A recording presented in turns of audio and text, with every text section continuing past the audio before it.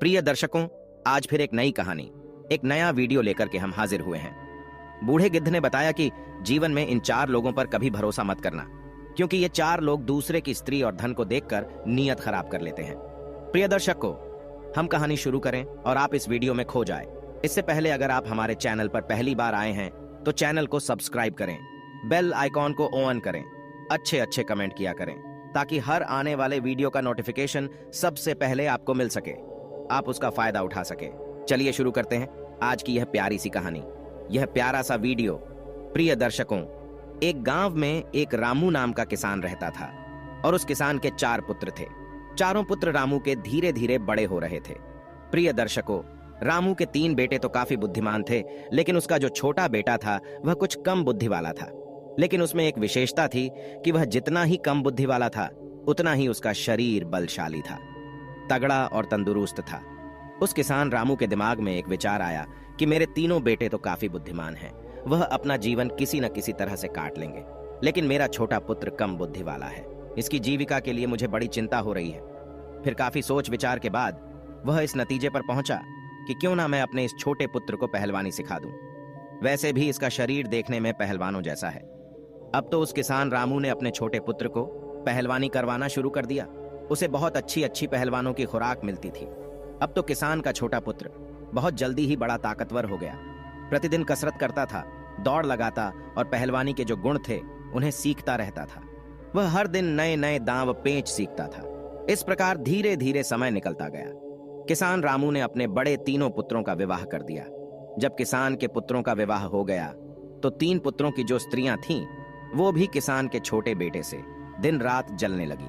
मन में सोचने लगी कि ये छोटा वाला देवर कुछ काम धाम तो करता नहीं है, पूरे दिन पहलवानी करता है और अच्छी अच्छी चीजें खाता रहता है, और हम और हमारे पति तीनों काम धंधे में लगे रहते हैं और ये बैठे बैठे मौज उड़ाता है। यही सोचकर रामू तीनों बहुओं ने अलग होने के लिए विवाद खड़ा कर दिया। जब अलग होने की जिद करने लगी तो किसान रामू ने मन में सोचा कि अब मुझे अपने छोटे पुत्र का भी विवाह कर देना चाहिए। यही सोचकर उस किसान ने एक बड़ी सुंदर और विद्वान कन्या की तलाश की और उस कन्या के साथ अपने छोटे पुत्र का विवाह संपन्न करा दिया। प्रिय दर्शकों, उस पहलवान की पत्नी इतनी सुंदर थी कि उस पूरे क्षेत्र में कोई भी स्त्री उसके समान सुंदर नहीं थी, और सुंदर होने के साथ साथ वो बड़ी विद्वान थी। उसे 14 विद्याओं का ज्ञान था। अब विवाह होने के बाद चारों पुत्रों को किसान ने अलग अलग कर दिया ताकि घर में किसी बात को लेकर विवाद ना हो। जब चारों बेटे अलग अलग हो गए तो किसान रामू के 3 बड़े बेटे काफी बुद्धिमान थे, इसीलिए वे तीनों अच्छी तरह से कमाने खाने लगे। वो हर काम जानते थे, खेती में भी खूब मेहनत करते थे, इसलिए उनका समय बहुत अच्छे से चल रहा था। परंतु जो पहलवान था उसका तो वही काम था, अच्छा अच्छा खाना और प्रतिदिन पहलवानी करना। अब तो बहुत जल्दी ही उसके ऊपर कंगाली आने लगी। उसकी पत्नी उससे दिन रात लड़ने लगी, कहती थी कि तुम कोई काम नहीं करते हो, दिन भर खाली पड़े रहते हो, खाने को अच्छा अच्छा चाहिए, इस तरह से हमारा गुजारा कैसे होगा। अब तो दोनों पति पत्नी में विवाद होने लगा। प्रिय दर्शकों, उसकी पत्नी जो थी वो काफी बुद्धिमान थी, काफी होशियार थी। एक दिन अपने पति से बोली कि तुम ऐसा करो, इस देश के राजा के पास जाओ और राजा से कहना कि मुझे नौकरी दे दो। तो पहलवान कहने लगा कि यह तुम क्या कह रही हो, मैं तो कोई काम ही नहीं जानता हूँ, केवल कुश्ती लड़ सकता हूँ और भोजन कर सकता हूँ, और कोई काम तो मुझे कुछ आता ही नहीं है। तो राजा के यहाँ मुझे नौकरी कैसे मिल जाएगी, और मिल भी जाएगी तो मैं वहां क्या काम करूंगा। तो वो पत्नी कहने लगी कि तुम इस बात की चिंता मत करो कि मैं कुछ नहीं जानता हूं, मैं जो कहती हूं वो तुम करो। मेरे कहने से तुम महाराज के पास जाओ और महाराज से कहो कि महाराज, मैं आपके यहाँ नौकरी करना चाहता हूं। राजा जब तुम्हें नौकरी देने को तैयार हो जाए तो तुम उसके यहाँ लखटकिया के पद पर नौकरी पर लगना। पत्नी की बात सुनकर पहलवान कहने लगा कि लखटकिया क्या होता है।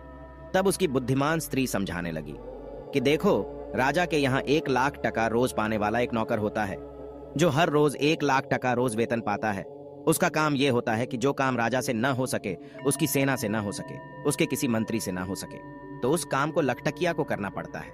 तो पहलवान बोला कि मैं तो कुछ जानता भी नहीं हूं, फिर मैं उस काम को कैसे करूंगा।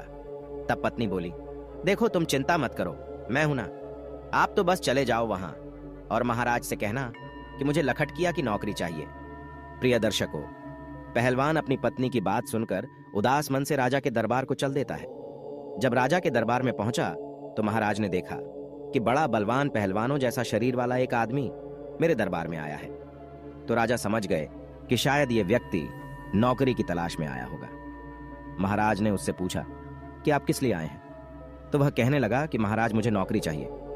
राजा ने पूछा, अच्छा ठीक है, आप हमें बताओ कि आप करोगे क्या, आप क्या कर सकते हो? तब वो पहलवान कहता है, महाराज जो काम आपसे नहीं होगा, जो काम आपकी सेना से नहीं होगा, किसी मंत्री से नहीं होगा, वो काम मैं करूंगा, परंतु इसके बदले में मैं आपसे 1,00,000 टका रोज का वेतन लूंगा। राजा कहने लगा, तो अच्छा लखटकिया की नौकरी करोगे? वो पहलवान कहने लगा, जी महाराज। राजा ने अपने मंत्रियों से विचार विमर्श किया और कहा कि देखो तो जरा, क्या हमसे पहले कभी किसी राजा ने किसी लखटकिया को नौकरी पर रखा है या नहीं? अब तो राजा के मंत्री ने जब पहले दस्तावेजों में देखा तो उन्हें पता चला कि महाराज के पिता ने ही एक लखटकिया को रखा था। तो मंत्री कहने लगा, महाराज आपके पिता ने भी एक लखटकिया को नौकरी पर रखा था। अपने मंत्री की बात सुनकर राजा ने कहा, तो ठीक है, हम भी अपने यहाँ एक लखटकिया को रखते हैं। यही सोचकर राजा ने उस पहलवान को लखटकिया के रूप में अपने यहाँ नौकरी दे दी। लखटकिया कहने लगा, तो ठीक है महाराज, आप मुझे रहने के लिए कोई अच्छा सा कमरा दे दीजिए। जब भी कोई ऐसा काम पड़ेगा जो आपसे ना हो, आपकी सेना से ना हो, आपके किसी मंत्री से ना हो, तो आप खबर भेजकर मुझे बुलवा लेना। राजा ने उस पहलवान को अपने यहाँ जो शाही बाग था उसमें रहने को कह दिया। उस शाही बाग में एक बहुत सुंदर महल बना हुआ था। राजा ने कहा, हे लखटकिया, तुम इस महल में आराम से रह सकते हो, जब मुझे आवश्यकता पड़ेगी तो मैं आपको बता दूंगा। उसी दिन से वह पहलवान 1,00,000 टका वेतन रोज पाने लगा। रहने के लिए उसे राजा की तरफ से एक महल भी मिल गया। अब तो वह पहलवान बड़े ही आराम से उस राजसी महल में रहने लगा। प्रतिदिन पहलवानी करता था, बगीचे में घूमता था और आराम से सो जाता था। धीरे धीरे यूं ही कुछ वक्त बीत जाता है। एक दिन राजा और उसके मंत्री पहलवान से कहने लगे कि आज तुम हमें अपने घर लेकर चलो, हम देखना चाहते हैं कि तेरा घर कैसा है। अब तो वो पहलवान महाराज के आदेश को टाल न सका और मंत्री और राजा को लेकर अपने गांव के लिए चल देता है। वो पहलवान राजा और मंत्री को अपने घर बुला लाता है। पहलवान की पत्नी बड़ी सुंदर थी और बड़ा ही स्वादिष्ट भोजन बनाती थी।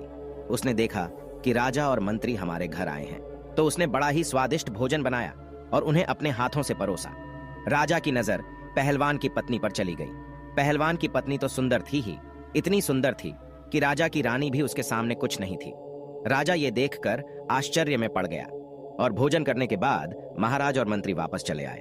अब राजा मंत्री से कहने लगा कि मंत्री, इस पहलवान की पत्नी कितनी सुंदर है, हमारी रानी भी इतनी सुंदर नहीं है। मंत्री ने कहा, हाँ महाराज, सुंदर तो है, परंतु क्या किया जाए, ये तो अपना अपना नसीब। किसी के नसीब में सोना है तो किसी के नसीब में मिट्टी भी नहीं। राजा बोला, मंत्री मुझे ये बताओ कि हम इसकी पत्नी को पाना चाहते हैं, किस तरह से हम इसकी पत्नी को अपनी पत्नी बना सकते हैं, हमें क्या करना चाहिए? प्रिय दर्शकों, कहते हैं राजा योगी अग्नि जल इनकी उल्टी रीत है, इनसे हमेशा बचकर चलो। राजाओं के उलटे नियम होते हैं। राजा और मंत्री सोचने लगे, पहलवान की पत्नी को राजा के महलों में कैसे लाया जाए। अब तो वे उसी दिन से पहलवान की पत्नी को हड़पने का षड्यंत्र रचने लगे। धीरे धीरे कुछ समय और बीत जाता है। इधर महाराज की जो माँ राजमाता, वह बीमार पड़ जाती है। जब राजमाता बीमार पड़ गई तो महाराज ने बड़े बड़े वैद्य को उन्हें दिखाया, परंतु किसी भी वैद्य का उपचार उन्हें ठीक नहीं कर पाया। राजमाता के पेट दर्द होता था, उनके बदन दर्द की बीमारी बढ़ती चली गई। कोई भी वैद्य हकीम उनका इलाज नहीं कर सका। एक दिन एक वैद्य जी आए। मंत्री ने मन में विचार किया कि मुझे कुछ षड्यंत्र रचना चाहिए। वैद्य को देखकर मंत्री कहने लगा, वैद्य जी, हमारे महाराज की माँ राजमाता बीमार है, क्या आप उनका इलाज कर सकते हैं? वैद्य ने कहा, हाँ, हम अवश्य उनका इलाज कर देंगे। मंत्री ने कहा, देखो जी, आपको इलाज मेरे अनुसार करना होगा। मंत्री ने कहा, मैं आपको 50 स्वर्ण मुद्राएं दूंगा। आप जब उनका इलाज करो तो इलाज के लिए तुम उनसे ऐसी वस्तु मंगवाना जो कहीं भी उपलब्ध ना हो। वैद्य को जब 50 स्वर्ण मुद्राएं पकड़ा दिए तो वैद्य लालच में आ गया। वैद्य कहने लगा, चलो मंत्री जी, मैं ऐसा ही करूंगा। अब तो मंत्री वैद्य को लेकर राज दरबार में आता है और राजा से कहता है, महाराज, ये वैद्य जी बड़े ही माने हुए हैं, इन्हें मैं काशीपुरी से बुलाकर लाया हूं। ये वैद्य जी राजमाता का इलाज करना चाहते हैं। महाराज बोले, तब तो बड़ी ही प्रसन्नता की बात है। राजा फौरन उस वैद्य को साथ लेकर के राजपुरोहित, सेनापति और मंत्री को साथ लेकर अपनी राजमाता के पास जाता है। राजमाता का इलाज करने में वहां पहले से कई वैद्य लगे हुए थे। वैद्य जी ने राजमाता की नब्ज देखी और नब्ज देखकर राजा से कहा, हे महाराज, इनका इलाज होना अब संभव नहीं है। राजा एकदम घबरा गया, कहने लगा, क्यों वैद्य जी, क्या बात है? वैद्य जी ने कहा, हे राजन, आपकी माता को सिर्फ एक ही वस्तु ठीक कर सकती है। राजा कहने लगा, बताओ वो है क्या? वैद्य बोला, वो वस्तु बड़ी ही दुर्लभ है, इतनी आसानी से नहीं मिल सकती। राजा बोले कि आप बताओ तो सही, मैं उस औषधि को कुछ भी करके ढूंढ कर लाऊंगा। तब वैद्य जी ने बताया कि महाराज, यदि आप 4 हो रोबीला मंगवा दो तो आपकी मां ठीक हो सकती है। 4 हूर बीला को मंगाकर आप उनका तेल निकलवाएं और उस तेल की मालिश राजमाता के शरीर पर करवाएं। राजमाता बहुत जल्दी स्वस्थ हो जाएंगी। वैद्य की बात सुनकर के राजा मन में विचार करने लगा कि अवश्य हम उस हूर बीला जानवर को मंगवाएंगे, वो कहाँ मिलता है?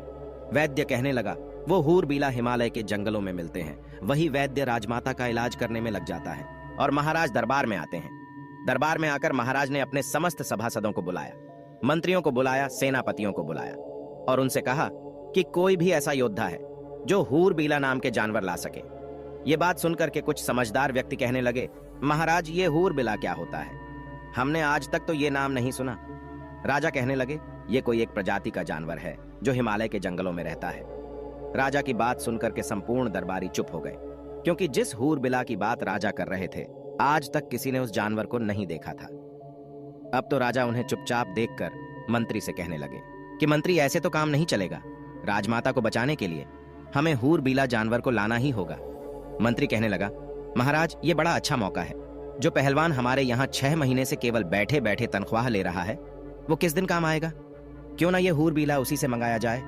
आप उसे बुलाकर उससे कहे कि वो 2 महीने के अंदर हूर बीला को लाकर दे, नहीं तो उसे फांसी पर चढ़ा दिया जाएगा। और महाराज इस तरीके से वह हूर बीला को लेने जाएगा। अगर वो ले आता है तब तो ठीक है, राजमाता बच जाएगी। अगर वह मर जाता है तो और भी अच्छी बात है, उसकी पत्नी फिर आपके लिए रह जाएगी। आप उसे राजमहल में ले आना। राजा की नीयत तो पहले से ही पहलवान की पत्नी पर थी। राजा कहने लगा, वाह मंत्री, क्या अच्छा सुझाव दिया है। पहलवान अभी हूर बिला नहीं ला सका तो हम उसको फांसी पर चढ़ा देंगे, क्योंकि वो 6 महीने से लाख टका रोज ले रहा है। अब तो राजा ने बिना देर किए 4 सिपाही भेजे और पहलवान को अपने दरबार में बुला लिया। पहलवान महाराज के दरबार में आ जाता है। महाराज ने कहा कि हे पहलवान, तुम काफी समय से बैठे बैठे वेतन ले रहे हो, अभी तक कोई काम तुमने हमारा नहीं किया है। अब एक आवश्यक काम आ गया है। पहलवान बोला, महाराज आज्ञा कीजिए, मैं अवश्य करूंगा। तब राजा कहता है कि हमें 4 हूर बीला की जरूरत है, उनका तेल निकलवाना है और तेल निकलवाकर राजमाता के शरीर पर मालिश करनी है, जिससे उनकी बीमारी दूर हो सके। राजा की बात सुनकर पहलवान सोच में पड़ गया, कहने लगा, महाराज मुझे कुछ समझ में नहीं आया, ये हूर बिला क्या होता है? राजा ने कहा, हम भी नहीं जानते, लेकिन तुम्हें लाना है। काफी सोच विचार के बाद पहलवान कहने लगा, महाराज आप मुझे कुछ समय दीजिए। राजा बोले कि इसके लिए मैं आपको 1 महीने का समय देता हूँ। यदि आप 1 महीने में हूर बीला को नहीं ला पाए तो आपको फांसी पर चढ़ा दिया जाएगा। पहलवान महाराज की बात सुनकर घबरा जाता है और अपने बगीचे में आता है। मंद बुद्धि का तो वह था ही। मन में विचार करने लगा कि चलो देख लूंगा, अगर कहीं मिलेगा तो हमारे पास 2 महीने का समय है। इस प्रकार 4 दिन का समय तो वह वहीं पर निकाल देता है। अब इधर राजा और मंत्री और सेनापति मन में विचार करने लगे कि लगता है वो अभी तक हूर बिला को लेने नहीं गया है। 4 दिन से आराम से बाग में सो रहा है। आप उसके पास जाइए और उससे कहिए कि वह जल्दी से जल्दी हूर बिला को लेकर आए, वरना हम उसे फांसी पर चढ़ा देंगे। ये बात सुनकर के राजा कहने लगे, ठीक है, मैं जाता हूँ और देखता हूँ कि वो अभी तक क्यों नहीं गया है। ऐसा विचार करके राजा उस पहलवान के घर पर जाते हैं। पहलवान ने ये बात अपनी पत्नी को कभी नहीं बताई थी। पहलवान की पत्नी बड़ी विद्वान थी। उसने एक 100 हाथ गहरा कुआं अपने आंगन में खुदवा रखा था और कुएं के ऊपर उसने एक खाट बिछा रखी थी। उस चारपाई को उसने कच्चे सूत से बनवाया था। उसके ऊपर एक बहुत सुंदर मखमली बिस्तर लगा दिया था।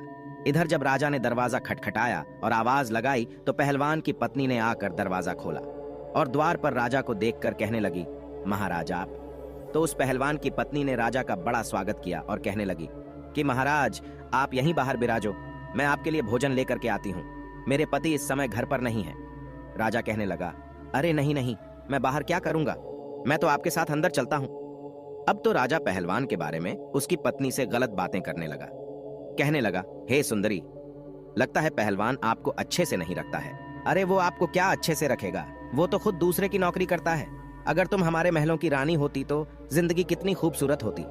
राजा के मुख से जब इस तरह की मीठी मीठी बातें पहलवान की पत्नी ने सुनी तो वह समझ गई कि लगता है राजा की नीयत खराब है, इसलिए अब इनको सबक सिखाना चाहिए।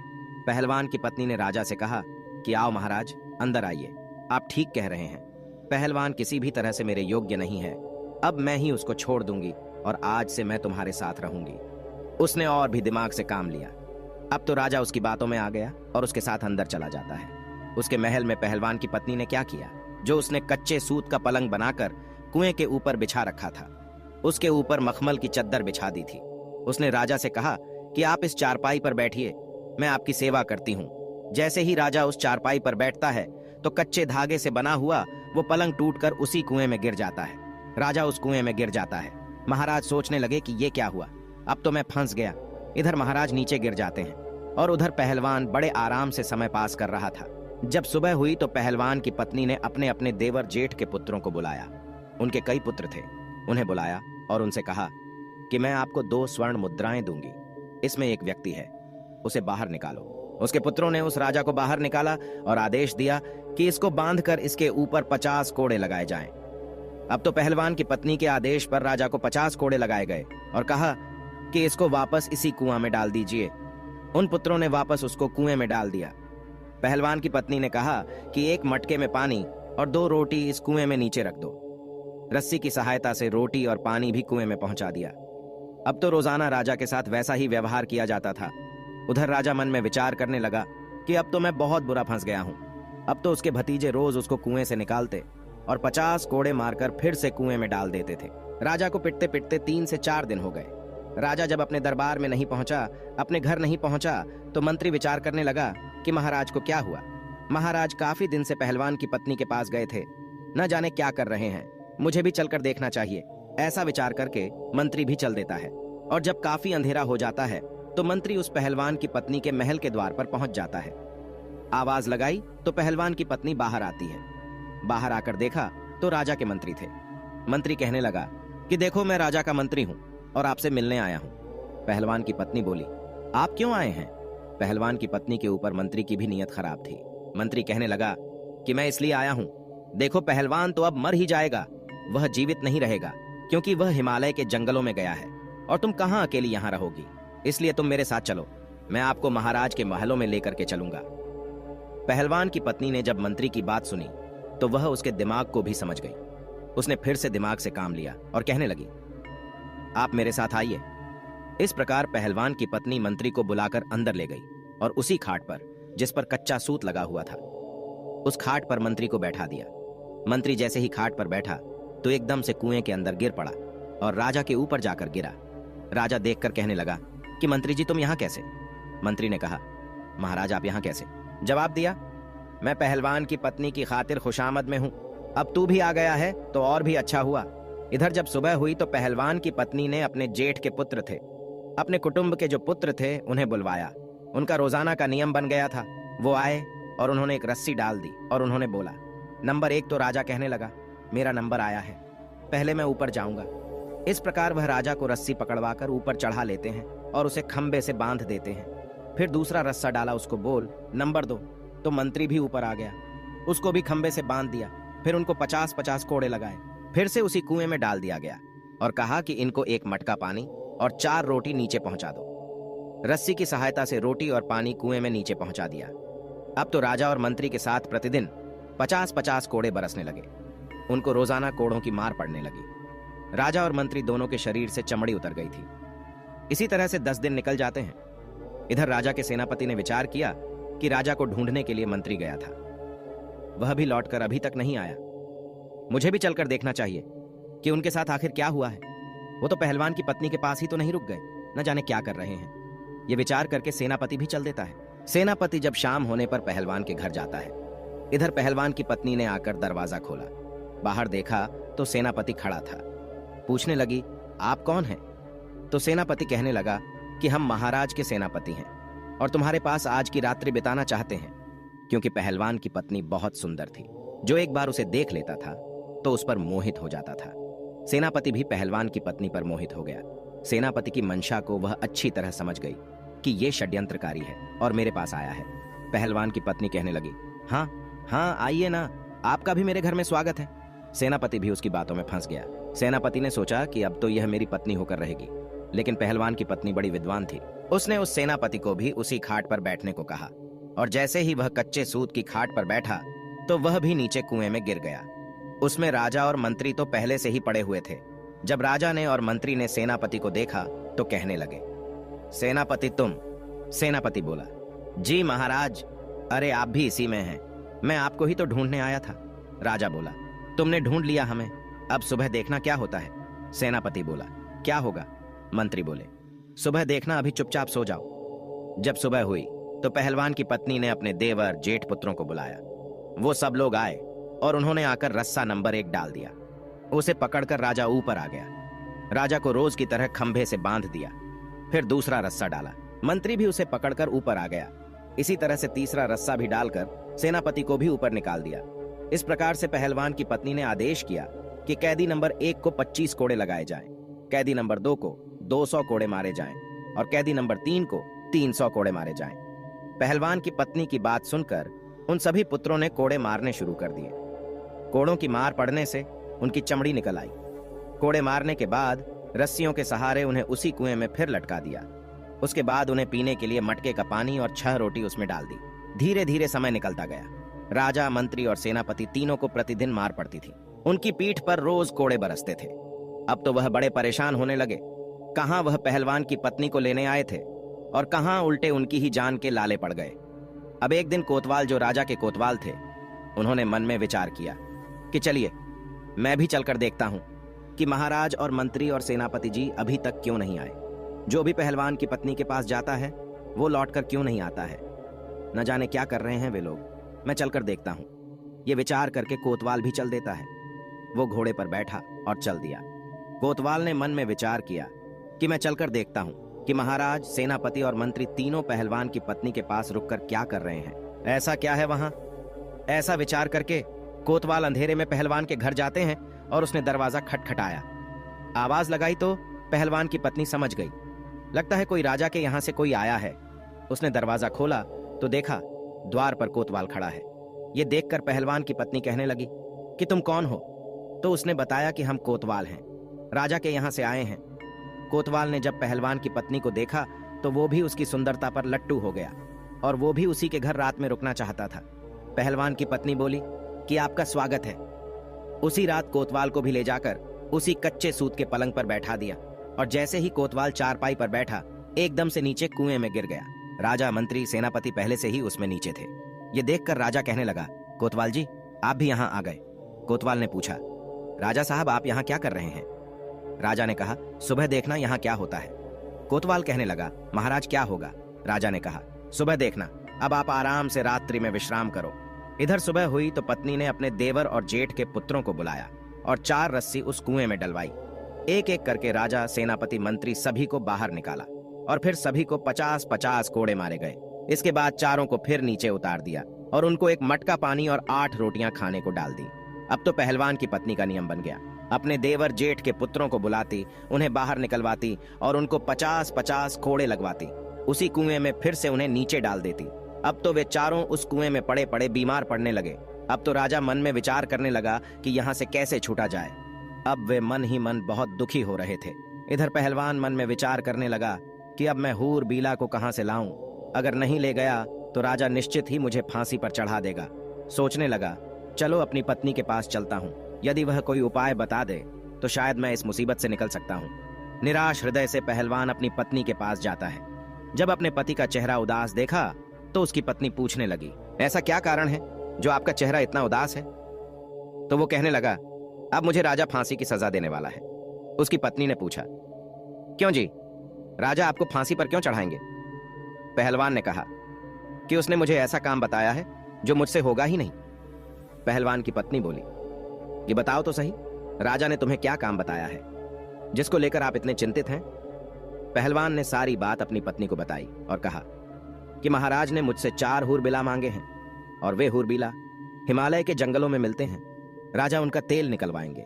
राजमाता बहुत बीमार है, उस तेल से राजमाता की मालिश की जाएगी। पत्नी कहने लगी, बस ये छोटी सी बात है, मैं तो घबरा गई थी, पता नहीं कौन सी बात होगी। अरे ऐसे हूरबिला तो हमारे जंगलों में काफी है, मैं अपने बालकों से कहकर पकड़वाकर आपको दे दूंगी। आप तब तक 4-5 दिन के लिए अपने ससुराल चले जाओ, उन्होंने आपको बुलाया है। पहलवान अपनी पत्नी के कहने पर अपने ससुराल चला जाता है। मंद बुद्धि का तो वह था ही। वो मन में विचार करने लगा, इसका मतलब मेरी मुसीबत मेरी पत्नी दूर कर देगी। इधर पहलवान की पत्नी ने अपने जो बच्चे थे, देवर जेठ के पुत्र, उन्हें आदेश दिया। उनसे कहा कि आप कुछ पंखों की व्यवस्था करो, चिड़िया के, कबूतर के, मोर के, समस्त पक्षियों के पंख ज्यादा से ज्यादा लेकर के आओ और एक कमरे में उन पंखों को भर दो। उसके देवर जेठ के पुत्र वो छोटे छोटे बालक ही थे। उन्होंने 2 दिन में ही कमरा पंखों से भर दिया। जब तीसरा दिन हुआ तो पहलवान की पत्नी ने अपने देवर जेठ के पुत्रों को बुलाया और उनसे कहा कि आप 2 क्विंटल तारकोल की व्यवस्था करो। इस प्रकार से तारकोल की व्यवस्था की गई। फिर उसके बाद उसे गर्म किया गया और गर्म करके जब वह पतला हो गया तो उसे ठंडा करने रख दिया। ठंडा हो जाने पर उसे एक बड़ी कड़ाही में भरकर रख दिया। जब तारकोल ठंडा हो गया तो उसे एक बड़ी कड़ाही में भरकर रख दिया। फिर उसके बाद उस कुएं में 1 नंबर रस्सा डाला गया। तो राजा सोचने लगा, अरे आज तो मुझे दोपहर से ही बुलाया जा रहा है। रोजाना तो सुबह पिटाई होती थी, अभी तो दोपहर का समय है, क्या आज फिर मार पड़ने वाली है? तो राजा चुपचाप से ऊपर चढ़ जाता है। पहलवान की पत्नी वहां डंडा लेकर के बैठी थी। उसने राजा से कहा कि यह कढ़ाई रखी है, इसमें स्नान करो। यदि ज्यादा आनाकानी की तो इस डंडे की मार पड़ेगी। राजा चुपचाप डर के मारे उस तारकोल से भरे कढ़ाई में घुस जाता है और जब वह बाहर निकला तो संपूर्ण शरीर पर तारकोल लिपट गया। पहलवान की पत्नी बोली, इस कमरे में जाइए और इसमें आराम से लेट जाइए। राजा को उस कमरे में भेज दिया गया जिसमें हजारों पक्षियों के पंख पड़े थे। राजा जैसे ही उस कमरे में लेटा तो पक्षियों के सारे पंख उनके शरीर से चिपक गए। राजा जैसे ही उस कमरे में लौटे तो पूरे शरीर से पंख ही पंख चिपक गए। इसके बाद राजा को एक लोहे के खूंटे से बांध दिया। इस तरह से नंबर 2 रस्सा डाला गया। मंत्री को बुलाया गया। मंत्री सोचने लगा, अब मुझे बुलाया जा रहा है, राजा साहब अभी तक नीचे नहीं आए, हो सकता है उन्हें छोड़ दिया हो, लगता है आज हम सबको रिहा किया जा रहा है। तो मंत्री बड़ी जल्दी जल्दी ऊपर चढ़कर आ जाता है। ऊपर चढ़कर जब आया तो देखा कि पहलवान की पत्नी डंडा लेकर बैठी हुई है। मंत्री से कहा, चलो इस कढ़ाई में स्नान करो। मंत्री गिड़गिड़ाने लगा, परंतु पहलवान की पत्नी ने उसे बलपूर्वक उस कढ़ाई में गिरा दिया। जैसे ही कढ़ाई में मंत्री जी गिरे तो वो भी कोलतार में पूरे नहा गए। संपूर्ण शरीर काला हो गया, पूरे शरीर पर तारकोल चिपक गया। फिर उसके बाद मंत्री को भी उसी कमरे में भेजा गया जिसमें पंख पड़े हुए थे और उनसे लेटने को कहा कि जाकर उस कमरे में सो जाओ। जैसे ही मंत्री उस कमरे में जाकर लेटा तो पूरे शरीर पर उसके पक्षियों के पंख चिपक जाते हैं। मुंह पर, कान पर कहीं भी कुछ दिखाई नहीं देता है। इसके बाद उन्हें भी एक दूसरे खूंटे से बांध दिया। इसी तरह से चारों को निकाल दिया और तारकोल में स्नान कराया। उसके बाद कमरे में भेजकर कमरे में लिटाया गया। चारों के शरीर से पक्षियों के पंख चिपक गए। फिर चारों को अलग अलग लोहे के खूंटे से बांध दिया गया। इस प्रकार से मित्रों, जब 4 दिन बीत गए, उधर वो पहलवान अपने ससुराल से लौट कर आता है और आकर अपनी पत्नी से कहता है कि अब बताओ कि वह हूरबीला कहाँ है। मुझे महाराज से डर लग रहा है, 2 महीने का समय पूरा होने वाला है, नहीं तो राजा मुझे पूरे परिवार सहित फांसी दे देगा। तब उसकी पत्नी बोली कि आप इतना क्यों घबरा रहे हो, देखो मैंने पहले ही आपकी व्यवस्था कर दी है। चारों हूरबिला अंदर बंधे हैं। पहलवान ने देखा कि बड़े ही विचित्र 4 जानवर बंधे थे। देखने में इंसान जैसे लग रहे थे। शरीर काला था, जगह जगह पर पूरे शरीर में रंग बिरंगे भांति भांति के पंख लगे हुए थे। अब तो पहलवान बड़ा प्रसन्न होता है। पहलवान की पत्नी बोली कि आप इन्हें ले जाइए और एक डंडा लेकर जाना। यदि इनमें से कोई भी रास्ते में उत्पात करता है तो उसे डंडे से पिटाई कर देना। ये बड़े सीधे हैं, चुपचाप चले जाएंगे। पहलवान प्रसन्न मुद्रा में चारों को पकड़कर उन्हें लेकर चल देता है और अपने हाथ में एक बड़ा सा डंडा लेकर उनके पीछे पीछे चलता है। इधर मंत्री और राजा विचार करने लगे कि यदि हम इससे भागने की कोशिश करेंगे तो यह बड़ा पहलवान है, हमें उठा उठाकर पटक देगा और हमें मार भी सकता है, इसलिए चुपचाप इसके साथ चलने में ही भलाई है। जब वह पैदल उन्हें लेकर के आया तो अपने बगीचे में आ गया। शाम का वक्त था। मन में विचार करने लगा कि इन्हें सुबह महाराज के दरबार में पेश करूंगा। अब मैं आराम से सो जाता हूं। उन चारों को एक कोठरी में बंद कर देता है और एक कमरे में बंद कर दिया।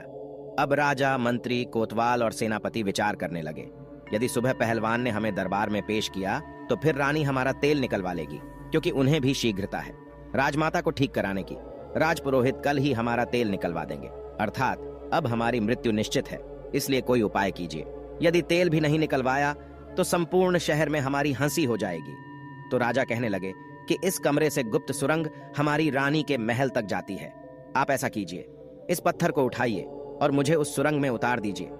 उन चारों ने जोर लगाकर पत्थर उठाया और राजा को सुरंग से नीचे उतार दिया। राजा सुरंग के माध्यम से अपने महलों में पहुंच जाते हैं। राजा ने महल में जाकर के आवाज लगाई और महल में से जब रानी ने निकलकर देखा तो राजा को देखकर वह एकदम से घबरा गई, क्योंकि राजा का तो विचित्र रूप था। उनके शरीर पर पंख ही पंख लगे हुए थे। ऐसा जानवर या आदमी उसने आज तक नहीं देखा था। रानी चीख पड़ी। रानी की आवाज सुनकर नौकर चाकर, दास दासियां और कुछ सैनिक वहां इकट्ठे हो जाते हैं। सबने मिलकर महाराज की बहुत पिटाई की। कहने लगे, मारो, न जाने कौन सा जानवर आ गया है। राजा चिल्ला चिल्ला कर कह रहे थे कि मुझे मारो मत, मैं राजा हूं। लेकिन वहां राजा की कोई नहीं सुन रहा था। काफी पीटने के बाद राजा की आवाज रानी पहचान लेती है। तब रानी ने पूछा, यदि आप राजा हैं तो फिर ये क्या हुआ? ये आपने क्या हुलिया बना रखा है? राजा बोला, पहले शांत हो जाओ और चुपचाप मुझे कमरे में ले चलो और थोड़े से मिट्टी के तेल की व्यवस्था करो। मुझे जल्दी जल्दी उस मिट्टी के तेल में स्नान कराओ। रानी ने अपने नौकर से कहकर मिट्टी का तेल मंगवाया और राजा को उस मिट्टी के तेल में स्नान कराया, जिससे राजा के शरीर का जो कोलतार था वह छूट गया। और फिर राजा को स्नान कराया तो राजा का पूरा शरीर लाल पड़ गया था। पूरे शरीर पर कोड़े की चोट के निशान बने हुए थे। अब तो राजा रात्रि को आराम से अपने महल में सो जाता है और सुबह कपड़े पहनकर अपने दरबार में जाकर बैठ जाता है। इधर जब सवेरा होता है उधर पहलवान जागता है और उसने जाग करके वह कमरा खोला तो उसने देखा कि उसमें से एक गायब था। 3 ही हूर बीला बचे थे। अब तो वो डंडा लेकर उन तीनों को मारने लगा। पूछने लगा, बताओ एक कहाँ है? तीनों कहने लगे, देखो भाई, हमें मारो मत, हम आपको सब कुछ बता देंगे। पहलवान कहने लगा, नहीं नहीं, हमें जल्दी बताओ। राजा अगर पूछेगा कि चौथा कहाँ है तो वह हमें फांसी लगा देगा। वो तीनों कहने लगे, देखो, जब राजा तुमसे यह कहे कि चौथा कहाँ है तो तुम ये कह देना कि हमें सब पता है। हम तुम्हारी पोल खोल देंगे, तब राजा समझ जाएगा और वह तुमसे कुछ नहीं कहेगा। ये सुनकर पहलवान प्रसन्न होता हुआ उन तीनों को लेकर राजा के दरबार में उपस्थित होता है। संपूर्ण दरबार उन्हें देखकर अचंभित हो जाती है। पूरा दरबार हंसने लगा, सोचने लगा कि यह तो बड़े विचित्र जानवर हैं। ऐसे जानवर तो हमने पहले कभी नहीं देखे। राजा को पहलवान ने उन तीनों हूरबीला को सौंप दिया। तीनों को देखकर राजा कहने लगा, अरे पहलवान, मैंने तो तुझसे 4 हूरबीला मांगे थे, ये तो 3 है, एक कहाँ है? मैं तुम्हें अभी फांसी पर चढ़ा दूंगा। पहलवान कहने लगा, महाराज, ज्यादा बोलोगे तो मैं तुम्हारी सारी पोल खोल दूंगा और मैं सबको बता दूंगा। पहलवान की ये बात सुनकर राजा समझ जाता है। लगता है इसको सब पता है। अगर इसने मेरी पोल खोल दी तो मैं मुंह दिखाने के लायक नहीं रहूंगा। प्रिय दर्शकों, राजा ने चुपचाप उन तीनों को ले लिया और चुपके से उन्हें उनके घर भेज दिया और कहा कि जल्दी जल्दी स्नान करके साफ स्वच्छ हो जाओ। वे तीनों अपने अपने घर गए और मिट्टी के तेल में स्नान करके साफ होते हैं। उसके बाद राजसी वस्त्र पहनकर अपने रूप में आते हैं और आपस में विचार करने लगे, भाई, अगर हम पहलवान की पत्नी को पाने की इच्छा ना करते तो शायद हमारे साथ ऐसा नहीं हुआ होता। अब ये बात हम किसी को नहीं बता सकते। अगर पहलवान और उसकी पत्नी से बदला लेते हैं तो भी यह बात रानी को और पूरे नगर में फैला देंगे, इसलिए इस रहस्य को गुप्त ही रखना ठीक है। इस प्रकार उन्होंने पहलवान को कुछ नहीं कहा और पहलवान आनंद से राजा के यहाँ नौकरी करता रहा। प्रिय दर्शकों, इस कहानी का उद्देश्य ये है कि दूसरे की स्त्री, दूसरे के धन के पीछे मत भागो। अगर भागोगे तो इसी तरह कायल होना पड़ेगा। कहते हैं ये 4 लोग हमेशा दूसरे की स्त्री एवं धन को देखकर नियत खराब करते हैं, इसलिए इन्हें कभी अपने घर बुलाकर मत लाना। नंबर 1, जो कामी और लालची हो, जिन्होंने कभी धर्मशास्त्रों को ना पढ़ा हो और ना सुना हो, जिन्होंने कभी किसी को अपना आदर्श नहीं माना, जो धर्म से अनभिज्ञ हैं, जिनका मन चंचल है, जिन्हें ईश्वर का भय नहीं होता, जो पशु वृत्ति वाले हैं, ऐसे लोग हमेशा दूसरे की स्त्री और दूसरे के धन को देख नियत खराब करते हैं। इसलिए दूसरे की स्त्री और धन के पीछे मत भागो, वरना व्यर्थ की मुसीबत में पड़ जाओगे। प्रिय दर्शकों, हमारी आज की कहानी, आज का वीडियो यहाँ समाप्त होता है। मुझे लगता है आपको ये वीडियो अच्छा लगा होगा। अगर अच्छा लगा है तो वीडियो को लाइक, शेयर, चैनल को सब्सक्राइब करना ना भूलें। मिलते हैं अगली बार एक नए वीडियो के साथ। धन्यवाद।